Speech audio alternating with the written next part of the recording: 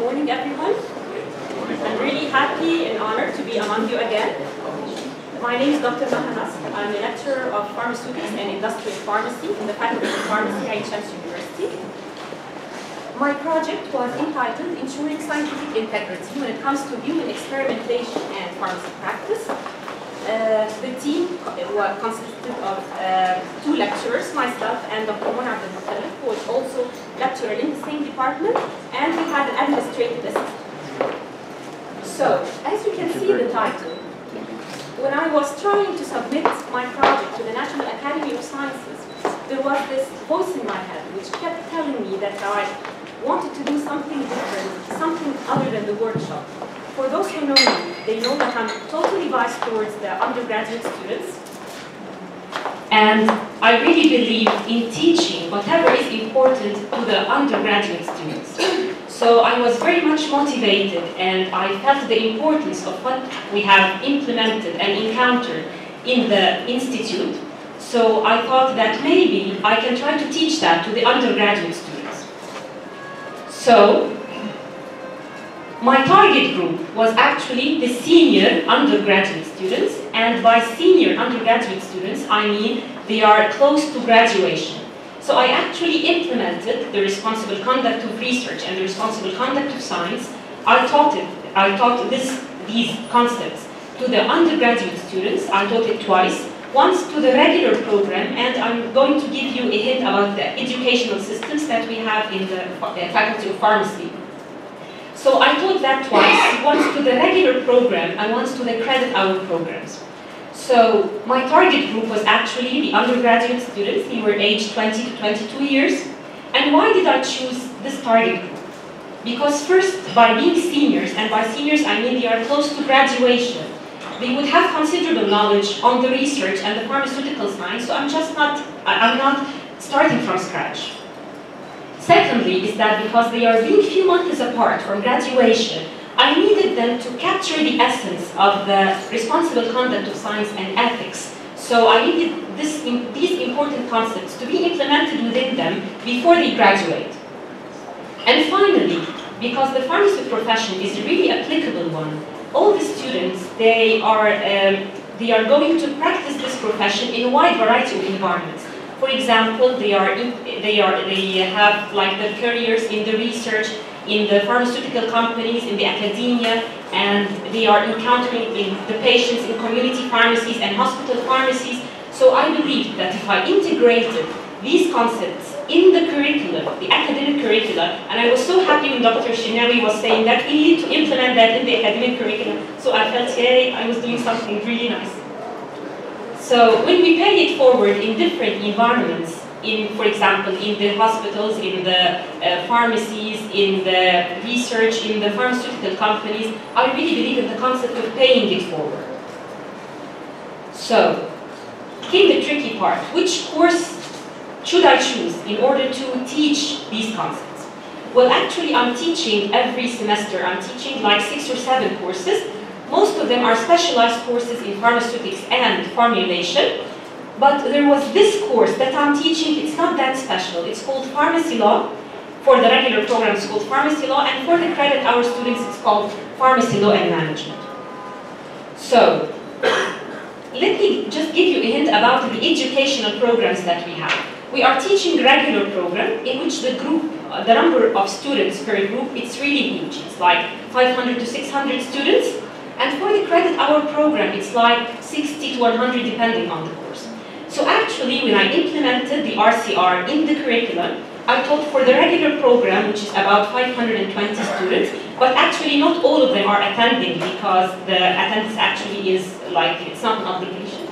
Could you explain the difference between the two programs? I'm not familiar with it. So. Okay, so the two types of educational systems. We have the regular program. This regular program is that after the secondary school, they get such marks which entitles them to enter specific faculty. This is the regular program. We are accepting, for example, we're saying Faculty of Pharmacy this year is going to accept like 800 students from the secondary education. That's the regular program. The credit hour program, the students, they already have the marks which entitles them to enter faculty of pharmacy, but not exactly Inshams, because Inshams, it requires really high grades. So their grades entitle them to enter the faculty of pharmacy, for example, other faculties, but not the faculty of pharmacy at Ain Shams University. So they just pay extra charge, and they are implemented within our system. So we have those two educational systems, and why did I choose this course, the pharmacy law course? Of course, because it's not a special course in pharmaceutics. Secondly, because I was teaching this course from 2012. And the contents were divided into two parts, pharmacy law and pharmacy ethics. So I thought the concept of the responsible science would really fit into the ethics part. The second thing is that this course was the most boring course I've ever had to teach in my whole life. You know, imagine, I'm having this lecture at 8 a.m. Usually from 2012, I'm having like 10 to 15 students sitting in the front row, sleeping, and I can't blame them for being sleepy because I myself was sleepy while giving the lecture. So I thought this would be the perfect course to implement the active learning techniques in. So what were my implementation steps? First, I started to see who is enthusiastic to teach that with me, and Dr. Mona, she volunteered to do that, and luckily for me, she is one of my best friends, so I was really happy to cooperate with her. Secondly, I did the scientific material compilation and arrangement, in which from part of the money of the grant, I purchased some educational material. I purchased this book online, Case Studies in Pharmacy Ethics, and I downloaded some free stuff online, and I used this really nice book, which we took from the Institute last time. It's called On Being a Scientist. I got some really useful material out of that. Then I included these topics within the course specifications. What do I mean by course specifications? When we teach any course, at the beginning of each semester, we're supposed to present to the department the specifications of the course we're going to teach. So I implemented these new topics within the course specifications, and I got the department council approval for that, because I was the course coordinator, so it wasn't hard. This course is a 12-hour course, and I dedicated 4 to 5 lectures to teach the responsible conduct of research. So after I taught the content, I took the feedback from students in the form of written survey, I conducted pre and post assessment, and I did representation and statistical analysis of the obtained data. So my goals were, I needed to make the students understand what's meant by responsible science and how it can be implemented during conduction of clinical trials, and this part, Dr. Mona was responsible for that, and also upon the practice of the pharmacy profession. And especially because it's like 30% of the pharmacy students, they are affiliated with research organizations and they are in the academia. So I thought if I implemented these concepts that they can apply in research, it's going to be really nice. So my objectives was that by the end of the lectures, the students would be able to understand what's meant by responsible science and GCP, the good clinical practice, to analyze the principles of the clinical practice in relation to scientific integrity, and how to compare the duties of sponsors and investigators, and how to propose a strategy and determine the role of ethical committees, and finally to recognize how responsible science can be implemented by the pharmacist in his job, in his trade, and in his profession as well. So the course outline, we divided the course into 2 parts. The first part, Dr. Mona Abdel Muttalib was responsible for that. She taught the GCP part, the good clinical practice, in which she oriented the students with the definitions and principles. We actually got the guidelines from the Ministry of Health on how to conduct clinical trial and the rights of the human subjects and ethics of human experimentation. So she covered all that. And my part was divided into 2 subtypes. The first was reflections on pharmacy ethics in the practice of pharmacy profession, and the guide to responsible science, in which I had discussion with the students about scientific integrity, advising versus mentoring, research misconduct, and how to deal with scientific mistakes and negligence, how to share your research results, the lab safety in research, and finally I gave them an encounter about the intellectual property and conflicts of interest. What active methods did I use? Firstly, the think, pair, and share technique. It was really nice.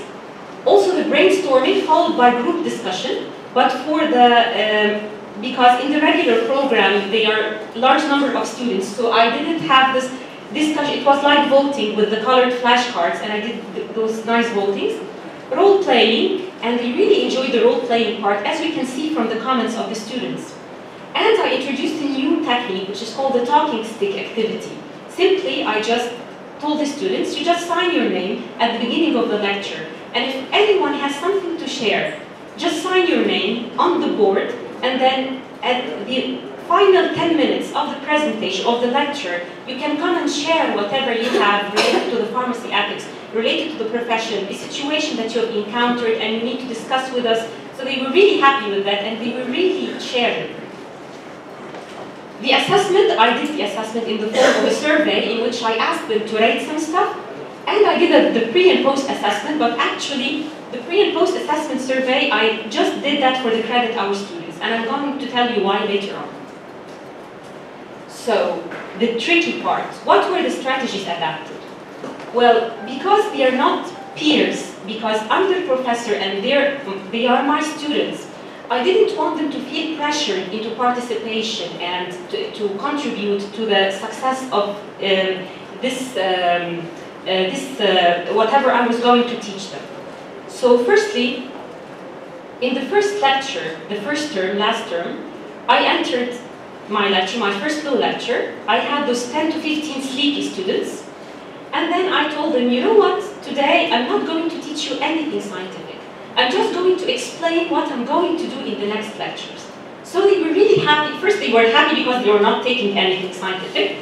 And then I started to explain the objective and the purpose, what I'm going to do. You know, after attending the institute, I was so motivated that somehow this motivation was transferred to them. I was telling them, you know, I attended this institute, I had this really important stuff, and I was very happy, and I would like to share that with you. And then I emphasized on their voluntary participation. For the regular program, they are, the attendance is not an obligation. They are just attending to have some stuff so that they can have their final exam later on. So I told them, if you just want to attend to have some scientific stuff to write in your exam, it's okay. If you don't want to participate with us, it's okay. But I know that you will have something really fruitful if you do participate. And I told them that I promise you it's going to be fun. So I kept my fingers crossed and waited for the next week's lecture to see if I'm going to get the same 10 to 15 students or more. Success. That was actually the number of the students that attended and was so excited and eager to know what I'm going to say. So I had discussions related to the contents that I explained. So some of the preconcepts that the student had was that since ethical issues were actually, there are no laws to govern the ethical issues, so it's purely subjective. If I want to do that, it's okay, because there is no laws to govern these ethics. Another preconcept is that the students didn't know that they actually had some sort of way of dealing with scientific negligence and mistakes. They were saying, okay, if you do a mistake in science, just don't disclose that because it was going to harm your reputation as a scientist or as a researcher. They didn't know that there was actually some ways in which we can deal with scientific negligence and mistakes in a way which ensures scientific integrity. One of the preconcepts, and it was really a sad one, they were saying that ensuring lab safety was actually a myth. They were saying, okay, in our environment we usually don't have the concept of the lab safety, and they didn't believe in that. Another preconcept that they have is that actually most of them, they said, what we are encountering in the academia are advisors rather than mentors. We have just few role models which we can consider them as mentors. Another preconcept, and another sad one, is that they had absolutely no knowledge about the subject rights, the human subject rights in clinical trials, and what to do and what not to do during a clinical trial. Another sad preconcept is that when I did the pre-assessment, there was a question. I asked them, would you enjoy a lecture in which the instructor divides the students into groups who are sharing during the lecture? Of course, most of them, they were saying yes, but one of the students, he told me, we didn't have. So, to recommend, what would be my recommendations to overcome these challenges? First, since they are saying that it's subjective, they don't capture the importance of the ethics. So I think maybe if we integrated this in our curricula, that would be really important because it would help them know that it's really important. Secondly, we should perform more awareness workshops regarding scientific integrity because they were saying that, okay, it would harm my reputation as a researcher if I did this mistake and I did it and I disclose it. So maybe if we give them more information about scientific integrity, it would be easier for them to know. Start with yourself and paying it forward. When they were saying that the lab safety is actually a myth in which if I implement all the concepts of lab safety, it's not applicable.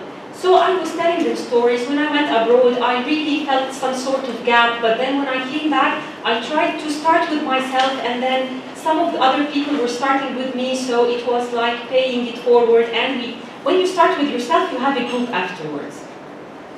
Another preconcept is that we should give more workshop on mentorship, but targeting senior academics. Because many of the academics, they just come, give the lectures, and then they go home. The concept of mentorship, it needs to be implemented within them. Another recommendation is that I should do more collaboration with the clinical department and tell them that they have to do some sort of simulation of clinical trials because the students, they have to be oriented and know these concepts before they graduate.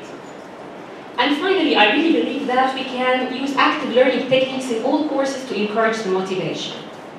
So let me just give you a hint on the assessment surveys that I did and the results that I got. The assessment survey questions, I've asked the students to rate these questions in terms of poor, fair, average, good, and excellent. I asked them if they have fully learned what was meant by responsible science, what was meant by the ethical issues related to the practice of the pharmacy profession in human experimentation. I asked them if the educational content was sufficient. I asked them if they are going to practice what they have learned in the practical life. And I asked them some questions regarding the engagement, whether the instructor is engaging enough, presenting the contents in an easy to understand manner, and if the instructors are using active learning techniques. And I also added 2 questions. They are like small essay questions. If you have suggestions for improvement, please share with us. And if you have any remarks on our performance. This assessment survey, in order also to emphasize the voluntary participation, in my last lecture, after me and Dr. Mahr have finished our content, I just kept the papers, these assessment survey papers, on my desk. I told them, I'm just going now to go out of the lecture. Whoever is interested to rate and share with us the experience, please go ahead, take a paper, and then a representative of the students is going to give me the papers afterwards. So the results of the data, actually 41 students, they started to share and say what they felt about the experience. And as we can see, they were all happy, excellent, and good regarding all the questions. That was for the regular program students. So regarding the credit hour students, we can see the mostly excellent and good. There were 60 students. Excellent and good. But as you can see here, some average, fair, and poor gradings. So this actually has an explanation. Because the regular program, we started with the responsible conduct of research, we started with our part.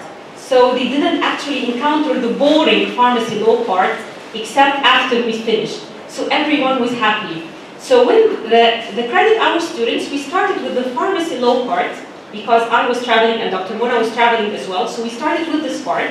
So they were saying in the ratings, we want to see these active learning techniques in the pharmacy law part as well. All this Arabic part, it should be like the part that you gave. So that's why the average, poor, and this ratings came from.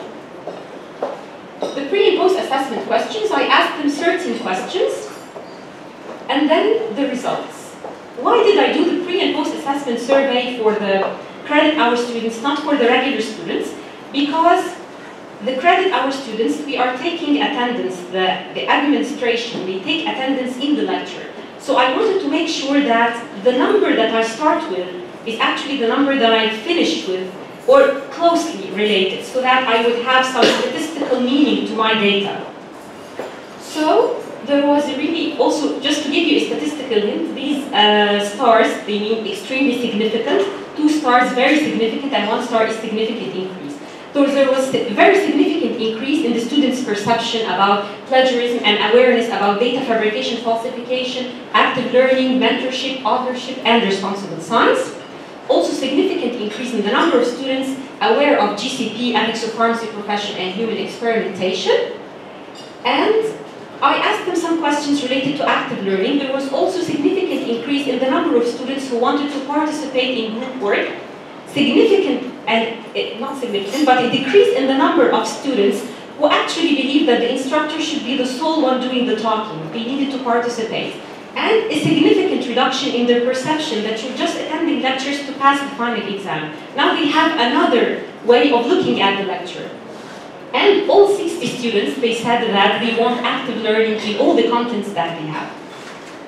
The plan for sustainability is already done because I've already included these concepts and contents in the course specification. So as long as this course is being taught in the Faculty of Pharmacy, Ain Shams University, RCR will be implemented. Let me just share with you some of the students' perception of the experience. I had these really cute comments, apart from the subjective comments and the compliments for the instructors. I got some really nice technical comments. They said they really enjoyed the role-playing part and they want to see more of that in other courses. They wanted the law part to be transformed this way as well. Some of the comments they said maybe you can reduce the content a little bit. And maybe when you try to abstract some cases from the books, just don't write it in the academic way, write it in a simpler way so that we can better understand. One of the comments which I really appreciate is that one of the students said, these were really valuable comments and now this pharmacy law is a meaningful subject. I was really happy. I felt I really transformed this really boring subject into something which is really beneficial for them. My personal success story, well, Dr. Shinnawi always encourages us to share these types of experiences. What was in it for me? Really, some of the students, they just, at the back of the survey papers, they just wrote some comments. I could feel how they were really happy with the content, how my motivation, it was just transferred to them. They were really happy. And for me, it's just enough to see that they are benefiting, they are really progressing. And me, myself, before attending the institute, sometimes in your career as an academic, you reach a stage in which you are really bored or you feel you are in a routine. But actually, the institute taught me that teaching can be really fun. So despite it has been a really hectic course and a really hectic term for me because I was teaching like 6 or 7 courses, it was one of the most enjoyable terms I've ever had to teach. Another thing is that the quality accreditation unit in our department, our faculty, they do independent ratings of the course. They just ask the students independently. We actually don't know the result until it is, they already have interviewed the students independently away from us. So they were asking the students, what do you think of the course? And then they give us the feedback later on. So when you get high ranking, you get certificates of merit from this quality accreditation unit.